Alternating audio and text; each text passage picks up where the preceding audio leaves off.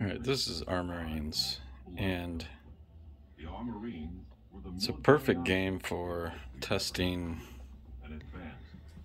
my 1180.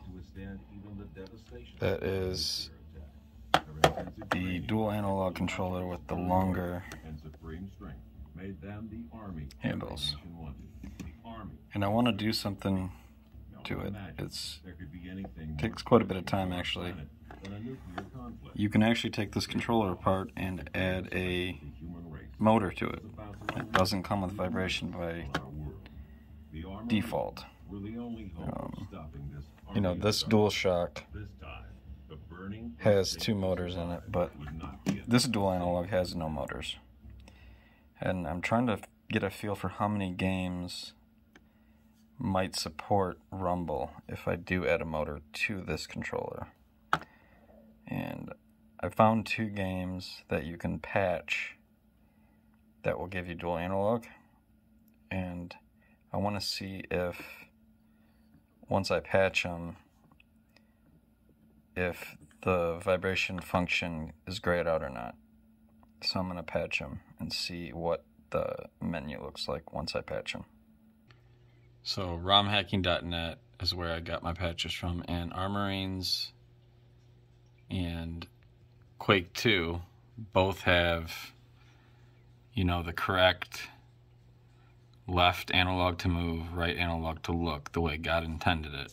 So I'm going to patch these two games, burn them to a disk, and play them. Now you have to have a soft-mounted console to play patches like this, but it's well worth it. You'll notice, like on this site, almost all of the advertised ROM hacks are cartridge-based, but a lot of the really cool quality hacks and stuff are disk-based. So for controller patches, it uses Cheat Patcher, and it comes with the download, and you just got to do load patcher and load ROM. And when you hit load patcher, it looks like a .cp. Just looks like this, and then you just hit open, and that'll load the patch. Now when you go to click ROM, that's a little weird because it has two tracks on Quake 2.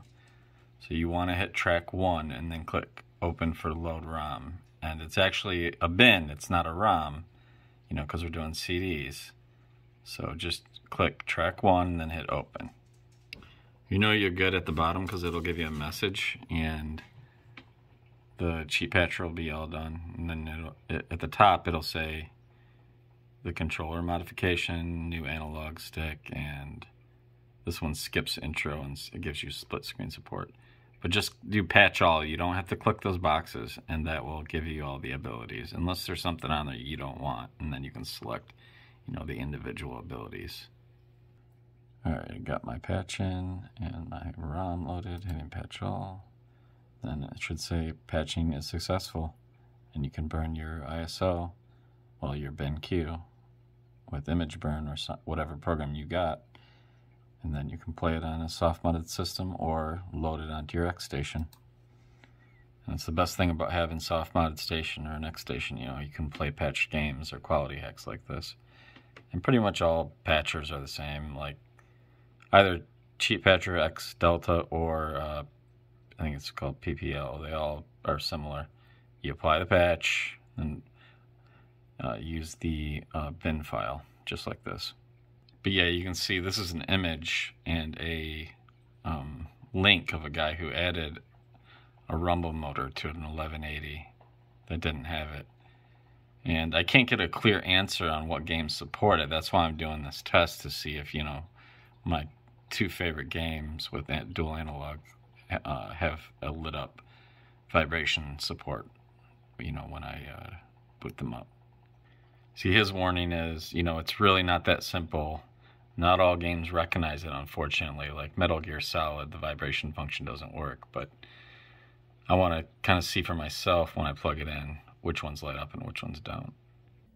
Alright, I got my patch game. I burn it with image burn, and I'm going to use Unirom with Catella to test my 1180, and I have a special version the dev hooked me up with that has Catella and GameShark function. Game Shark's nice when you're doing testing because you don't have to worry about dying, you know what I mean? You don't have to pause it and deal with a bunch of crap.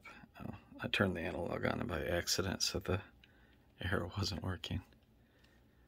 But yeah, with Catella, you just go on down. Here's Air Marines. Just that first, and heading X.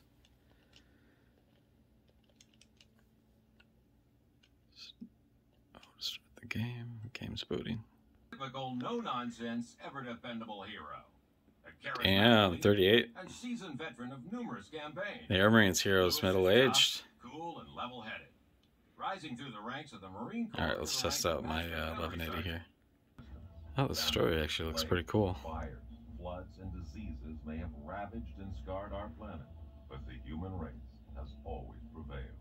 Humankind developed the technology to combat these threats, and the technology to inflict and survive the most bloody conflict.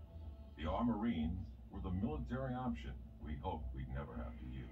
An advanced, virtually indestructible fighting force, created to withstand even the devastation of a nuclear attack.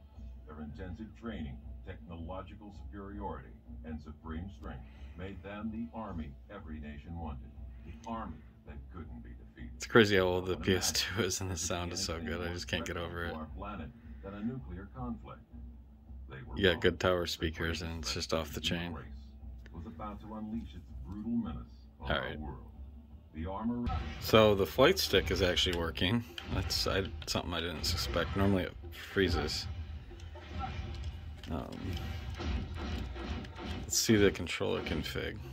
Alright, so with this patch applied, the vibration is lit up. So that means that after I install this motor, it'll probably work. And that means that the Japanese 1150 already probably does work with this game, which is awesome. Let's go to configurator. And you can see when I hit the light on this, the mod takes effect. You know, the patch that we just added takes effect.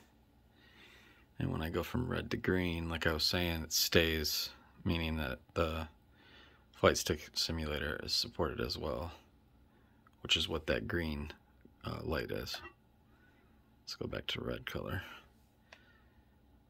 Awesome. So it looks like Air Marines works, and I'm going to test Quake 2 and see how the 1180 works with Quake 2 now. Alright, we got our patched game, and you saw me patch this one. Air Marines, you didn't see me patch, but like I was saying, you got to have a modded console to play patched games. And I'm using Tony Hacks. And with that system to play Game Shark codes, you hit O, and that uses the first memory card slot as a Game Shark. And this is the free PSX boot version. You can also flash this to a cheat card like I did with the interim there over there on this console. You can flash that same, but with free PSX boot, you pull out the card like that, and that'll boot our patched CDR. And that's the coolest thing about these modded consoles, is that you can play, you know, quality patches and controller patches like this. Alright, game's booted. All your sorry asses into formation. Corporal Swampy and Wooly will take point position. Let's do this by the numbers, folks. We don't Man, sounds good on this too. Keep an eye on those inertial dampers or you'll splash on impact. This Red Book audio always gets me.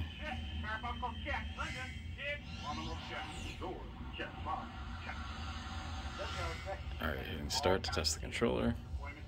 Alright, now I'm in game and vibration is not lit.